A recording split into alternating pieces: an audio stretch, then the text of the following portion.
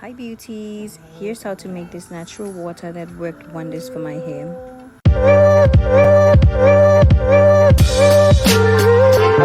Hi beauties, so I tried using this rosemary, clove and mint water about a month ago, and it has done wonders for my scalp.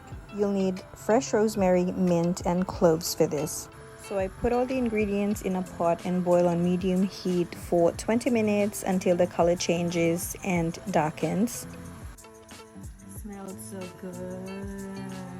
Color check. Still have to cook it for a bit more until it's dark. So yay, 10 minutes more.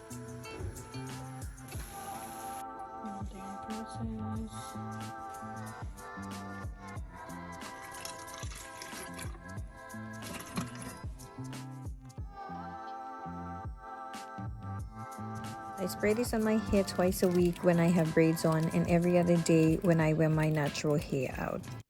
This natural spray has done wonders for my scalp and hair with less shedding, itching and dandruff, which is my usual problem since I have low porosity hair. Therefore, I get a lot of buildup very quickly. And ever since using this, I've gotten less shedding as well.